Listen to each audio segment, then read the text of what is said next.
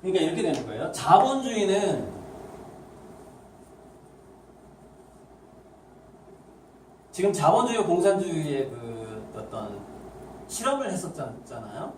자본주의와 공산주의가 실험을 했잖아 지금까지. 뭐 민주주의는 뭐 여기도 민주주의 아니고 저기도 민주주의 아니니까 넘어가고 이쪽은 자본이 독재를 하는 거고 저쪽은 뭐 그 당이 공산당이 독재를 하는 상황 아닙니까? 그래서 이게 자본주의는요 필연적으로 생태주의로 갈 수밖에 없어요. 왜냐면 지구가 버티지 못하기 때문이죠.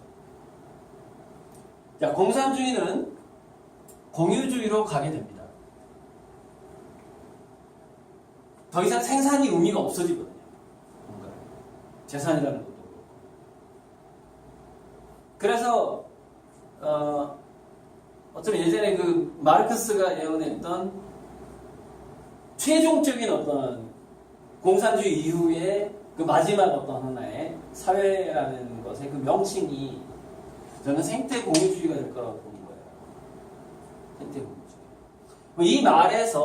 이 말에서 힌트를 저 말에 이미 정리가 되어 있듯이 미래에는 자연과 친한 아이들이 유리할 가능성이 아주 높다는 거예요.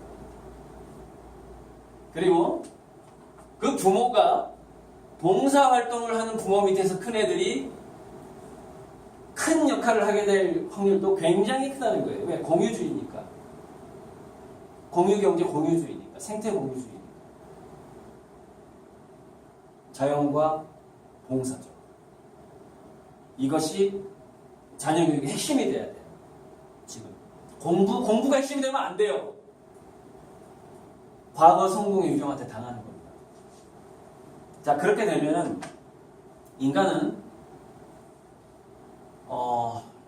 그렇게 여러분들이 그렇게 삶을 즐기고 봉사하고 그런 모습들을 자녀들이 보고 그러면 자녀들은 자연스럽게 감동하는 능력이 커지게 돼 있어요.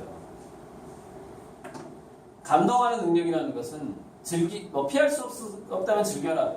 절대 즐겨지지 않아요. 그건 거짓말이에요, 거짓말. 그냥 겉으로 연기하는 거지, 참는 거죠. 어떻게 즐겨요? 내가 피하고 싶은 것을 어떻게 즐기냐고. 즐길 수 없는 것을 피하면서 감동하고 감정이 풍부한 그런 아이로 초등학교 시절을 잘 보내면 공부는 저절로 해결됩니다. 자기가 잘하는 공부를 스스로 선택하게 될 거예요. 근데 아까 제가 외국어 공부라는 것이 의미가 없어졌다고 했지만 외국어 공부는 사실 의미가 있어요. 왜냐면은 콘텐츠와 스토리를 제가 디자인 콘텐츠 스토리라고 그랬죠. 콘텐츠와 스토리를 만드는 데 있어서 외국어 공부가 굉장히 중요하거든요. 그게 무슨 얘기냐면은 이런 겁니다. 영어 공부를 성적 때문에 하게 되면은 디자인과 콘텐츠로 연결되는 언어 공부가 안 된다는 얘기예요. 우연히 엄마 나는 외국어 공부가 이상하게 재밌어. 이렇게 나와줘야 된다니까. 그렇게 나와주면 그 외국어 공부에 몰입을 하겠죠. 엄마 나는 만화책 보는 것보다 영어사전 보는 게 너무 행복해 엄마. 이렇게 나와야 된다니까 얘가. 그럼 그 영어사전을 보는 거에서 수많은 스토리가 저절로 떠오르는 애가 돼요. 그래야지 이쪽으로 바로 이동한다는 거예요. 수직 상승을 한다는 거예요. 이 중간을 거쳐갈 거라고 생각하지 말라는 게 지금 제 강의의 핵심은. 왜? 이 중간에 사다리가 이미 없다라는 거예요. 이게. 그러니까 지금 과거의 성공의 유령이라는 건 뭐냐면은 아니야 사다리가 있을 거야 라는 그게 유령이라는 거예요. 허상에 없어요. 다 조작된 사다리입니다. 여러분 제가 우리 어머니는 초등학교도 안 나왔고요. 태어나 보니까 아버지가 없어. 저 유복자로 태어났어요. 재산이 하나도 없어 집에. 할아버지가 소장농이야. 제가 그런 데서 태어났지만 서울대를 졸업하고 서울대 대표 졸업생이 됐고 김대중 대통령하고 식사를 했어요. 청와대에서 초대를 받아서. 그 이후에 굉장한 지금 대한민국 지도자급들을 만나고 있고 보통 개인이 꿈꿀 수 없는 것을 정말 할 수 있다고 그런 신념을 가지고 지금 나아가고 있어요. 그렇게 할 수 있는 힘이 있어요. 힘. 그렇게 할 수 있는 힘. 그것은 감동하는 힘이라는 거예요. 감동. 그래서 이 아래서 이런 사다리가 없어요. 그래서 제가 남들이 보면은 제가 이렇게 보시면 되겠다. 사다리는 없고 그 해와다리 된 동화 있죠. 가끔 가다가 하늘에서 밧줄이 내려오는데 그게 뭐냐면 그 영감 같은 게 내려와요. 어떤 행운일 수도 있어요. 지금 무슨 얘기냐면은 지금 사다리는 없고 이거는 남아있는 상황입니다. 어떤 기적 같은 게 남아있는 상황이죠. 저한테는 그런 기적이 일어났어요. 그래서 아무튼 즐겁게 살고 있어요. 즐겁게 살고 있는데 우리 미래 세대 자녀들에게도 그런 어떤 영감이나 행운이나 기적이 필요하지 이 사다리가 있다라는 것 자체가 상당히 조작이 되어 있기 때문에 이런 거죠. 명문대도요. 상류층 자녀가 명문대를 나온 거하고 돈이 없는 집에 자녀가 명문대를 나오는 게 천지 차이예요. 달라요. 공부를 시켜서 되는 지금 상황이 아니에요.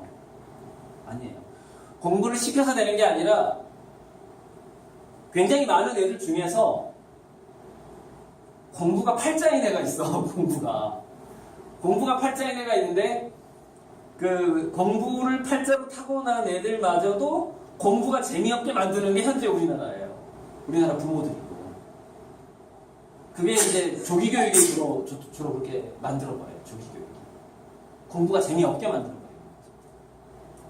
그래서 그러면은 공부가 팔자가 아닌 애들조차 공부가 재미있게 만들어서 어떤 공부를 통해서 이 사다리까지는 사다리 어차피 있다는 게 지금 거짓말이니까 이런 영감이나 행운의 이 밧줄을 어떻게 잡게 할 것이냐 이건 제가 봤을 땐 인간한테 내려오는 밧줄이라고 보이지 않아요. 제 경험에 의하면 이것은 굉장히 초월적인 존재하고 연결된 밧줄입니다. 그 정도의 기적이 필요한 상황이에요. 지금 우리 자녀들한테. 우리 한국도 마찬가지예요. 한국이 기적이 없이 지금 한국이 후진국이 돼갈 텐데 기적이 없이 다시 성장하기 힘들 정도로 상황이 안 좋습니다. 그래서 어떤 이런 기적을 자연스럽게 기적과 만날 수 있는 아이 그 교육이 바로 즐길 수 없으면 피하는 교육이에요. 자세한 거는 이제 제 유튜브 강의에 들어가 있는데 그래서 여기 이 안에서 서로 좀 도우면서 살아야 됩니다. 서로. 왜냐면 여기 다 힘든 사람들만 있으니까. 그게 이제 양극화가 되는 거거든요. 이 위그룹은 기본적으로 재산이 많으면 윗그룹으로 올라가게 돼 있어요. 왜냐면 인공지능을 살 수 있잖아, 돈 주고. 그죠? 우리 아버지가 200억짜리 인공지능 사줬잖아. 이러면 그 순간 상주치 되는 거예요. 왜? 인공지능 하나가 굉장한 엘리트 2만 명, 2만 명, 20만 명, 200만 명 일을 하니까 한순간에 내가 200만 명을 고용한 거랑 똑같은 거예요. 인공지능 하나를 내가 사는 순간. 그러니까 무슨 얘기냐면 자본의 입장에서는 옛날보다 돈 많은 집의 부모가 자기 자식을 성공시키기가 더 쉬워졌다니까요. 옛날에 학력고사로 무조건 자를 때는 자르고 또 명문대가 어떤 하나의 장점을 가지고 있었을 때는 부모가 마음대로 자기 자식을 성공시키기 어려웠어요. 그래서 자꾸 외국으로 보내고 그랬죠. 이름도 없는데 갔다 와서 유학파라 그래. 그런 식으로 해서 행세하게 하고 이랬었잖아요. 그죠? 근데 지금은 훨씬 쉬워졌어요. 돈 있는 부모가 자식을 성공시키기가 너무 쉬워졌기 때문에 그래서 이 서민층 이하의 부모는 전략을 다시 수정해야 되는 겁니다. 전략을 수정해야 된다는 거예요. 물론 출세시키고 싶죠. 저도. 우리 애들. 그리고 출세라는 것은 궁극적으로 돈하고 연결이 되잖아요. 그죠? 그런 욕망이 없어서 이런 얘기를 하는 게 아니에요. 저는 정말 현실적인 방법을 한번 찾아보고자 하는 겁니다. 지금 인공지능 시대를, 이 4차 산업혁명 시대를 진단을 한 상황에서 저는 강의를 할 때 12시 거의 다 했는데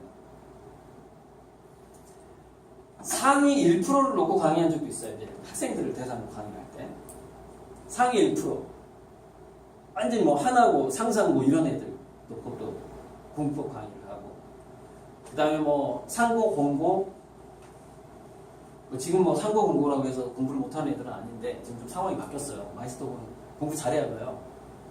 근데 어쨌건 공부에 전혀 관심이 없는 대상을 놓고도 또 강의를 해요. 저는 양쪽에 전혀 다른 얘기를 합니다. 거기에 평균에 맞게 얘기를 해요. 제가 굉장히 돈이 많은 그룹을 놓고 강의할 때는 또 이런 강의를 하지 않을 거예요. 그러니까 제 유튜브 강의 듣다 보면 좀 모순되는 점이 발견이 될 수도 있는데 그거는 뭐냐면은 강의를 듣는 대상 자체가 딱 특정 대상이었을 경우에 그러니까 기업인이냐 아니면 뭐 0.1% 안에 드는 학생들을 대상으로 하느냐 뭐 거기 대상이 좀 다르거든요. 근데 그때마다 조금 강의가 달라지는 점.